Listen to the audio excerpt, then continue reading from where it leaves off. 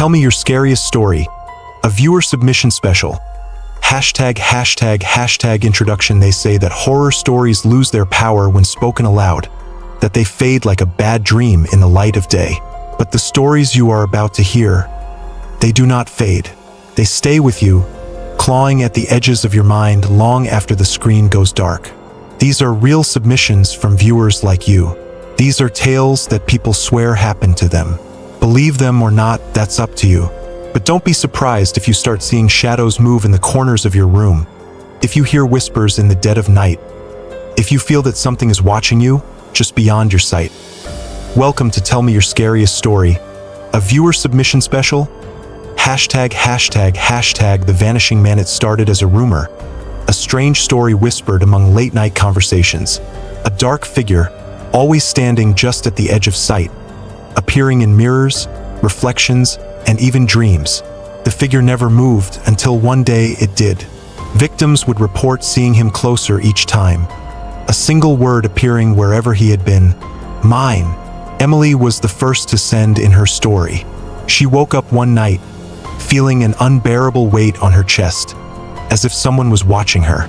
When she turned on the light, the room was empty, but carved into her wooden nightstand was that single word, mine. She barely slept after that, but it didn't matter. The figure appeared in her mirrors, standing still, just watching, closer each time. Another man, Jake, had a different experience. The word mine was burned into the glass of his bathroom mirror, appearing after every shower no matter how many times he scrubbed it away. He even replaced the mirror, but the word came back. Then the disappearances began. Friends, neighbors, even loved ones, gone without a trace. Their belongings remained untouched, their beds still warm, but they were never seen again. And those who saw him before they vanished all said the same thing. He was smiling. #### The doll in the walls. When the Larkin family moved into their century-old home, they didn't expect to find a doll hidden inside the walls. It was old porcelain, with cracked features and glass eyes that seemed too real. Their daughter, Lily, found it first. She was waiting for me, she whispered at first. It was harmless. Small things moved, whispers in the night. But then, the doll began appearing in places they hadn't left it. Sitting at the dinner table, resting on Lily's pillow, standing at the foot of their bed. One night, the mother awoke to the sound of giggling Lily's voice. But when she checked, her daughter was fast asleep. The giggling was coming from inside the walls. The father took the doll, wrapped it in cloth, and buried it deep in the woods. But that night, as they sat at the dinner table, Lily pointed at the empty chair across from her and whispered, "She's back." They tried to throw the doll away, burn it, destroy it, but every time it returned. And then Lily started changing, her voice lower, her laughter colder. The last thing they found before fleeing the house was a note, written in shaky handwriting, stuffed inside the doll's chest. "She lets me stay if I play forever." #### The eyes in the dark. A group of 5 friends went camping, but only 4 came back. They had heard about strange happenings in those woods. Stories of people seeing glowing eyes peering at them from the trees. The friends laughed it off, until night fell. The first sign of something wrong was the voice. It repeated what they said, but just a second too late. The laughter of the group echoed back at them, but slightly twisted, as if someone else was laughing just behind them. Then they noticed. One of them, Jake, wasn't talking anymore. He was just sitting there, staring. His best friend nudged him, whispered his name. Jake turned, and for a brief moment his eyes weren't his. They were too large, too dark, reflecting the firelight in an unnatural way. Then he smiled. Not a normal smile, a stretched, unnatural grin that sent ice through their veins.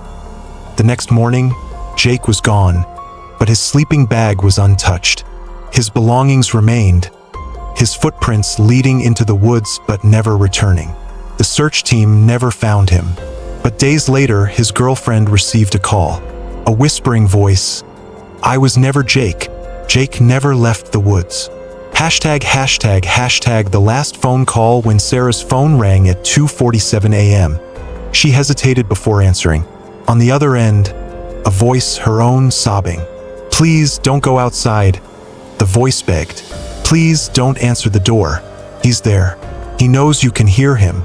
Her blood ran cold as she heard a knock at her door. It was soft, deliberate. She peeked through the peephole, nothing. But the knocking continued, growing louder. The voice on the phone sobbed harder. "Don't answer. I didn't listen. He got me." Terrified, she stayed put. After what felt like hours, the knocking stopped. The next morning, the news reported a string of home invasions in her area. The victims? All those who had answered their doors. As Sarah went to delete the call, she noticed something chilling. The call had been made from her own number, from a future date. ##### the Whispering House. The old house on Willow Lane had been empty for decades. When Mark and Julie moved in, they were thrilled. But the first night, Julie heard it, whispers coming from the walls. They were faint, unintelligible, but unmistakable. "It's just the wind," Mark said. But soon, the whispers grew louder. They heard their names, secrets only they knew. Then came the knocking, soft at first, but soon violent, as if something inside was trying to get out. One night, Mark pressed his ear to the wall, trying to make out the words.